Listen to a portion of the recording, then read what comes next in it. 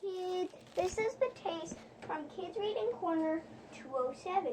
And today I'm going to read That Bear Can't Babysit by Ruth Quayle by Alison Friend. That Bear Can't Babysit. Mr. and Mrs. Burrow had a lot of children. There was Anna and Adelaide, Betsy and Bill, Casper and Clive, and there was little Dottie too.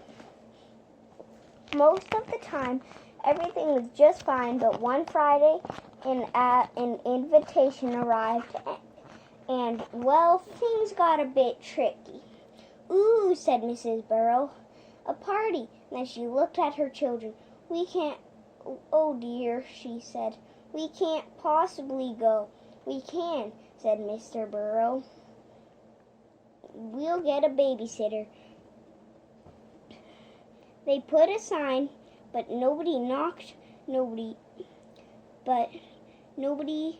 called, nobody knocked, nobody lined up outside. Well, nobody except Bear. Bear did not have any fancy suit, he did not have any shiny shoes, and he was a bit large. "That bear can't babysit," said Mrs. Burrow with a gulp. But they were going to be late for the party, so that bear would have to do. Mr. and Mrs. Burrow flung on their best clothes, crossed their fingers, and waved goodbye. "What should we do?" asked Bear. "Should I read you a story?" "Actually," said Anna politely, "we can read by ourselves. We like to read scary stories." "Is that allowed?" asked Bear. Adelaide smiled. "Oh yes, Mom and Dad always let us read The Bunny Beast." "Really?" said Bear. "Yes, always," said Anna and Adelaide, winking at each other. "Once in a dark forest lived the Bunny Beast," whispered Adelaide. "He hid behind trees and waited for baby rabbits. Hop past. Then he sharpened his claws. The bunnies were scared. They pulled their ears over their eyes." Anna and Adelaide began to cry. "We shouldn't have read that book," wailed Anna and Adelaide. "That bear can't babysit." "Oh dear," said Bear. "Perhaps we should eat something." "We'll cook," said Betsy. "Is that allowed?" asked Bear. "Oh yes," said Bill. "Mom and Dad always let us make supper." "Really?" said Bear. "Yes," said Betsy and Bill, winking at each other. Betsy and Bill prepared a yummy supper of 178 pieces of candy, 7 helpings of ice cream, 36 cookies, and a big jar of chocolate spread. Then they all felt very sick. "We shouldn't have eaten that food," moaned Betsy and Bill. "That bear can't babysit." "Oh dear," said Bear. "Perhaps some fresh air would make you feel better."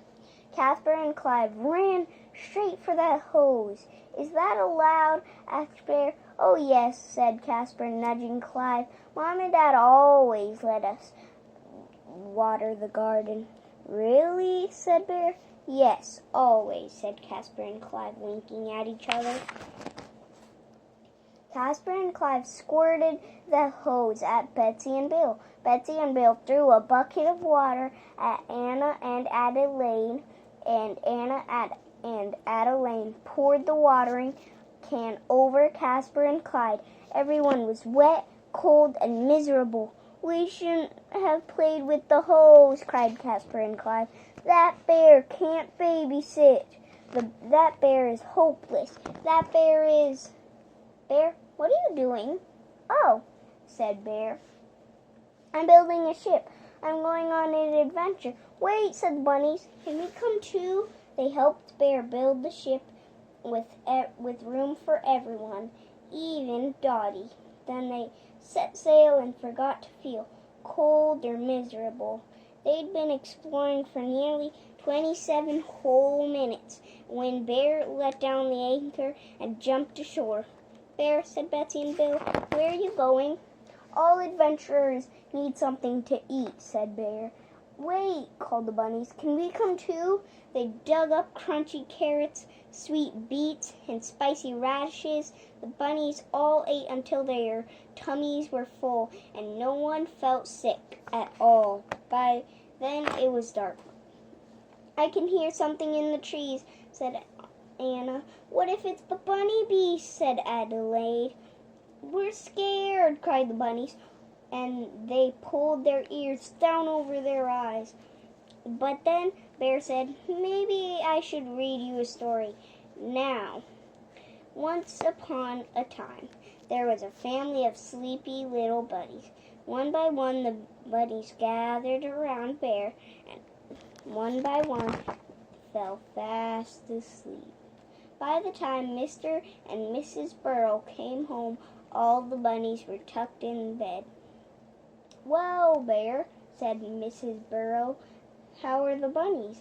Bear smiled. They were a delight, he said. Really? Asked Mrs. Burrow. The bunnies peeked out from under the covers. Yes, said Bear, smiling. Mrs. and Mr. Burrow smiled as Bear shuffled home. Well, said Mrs.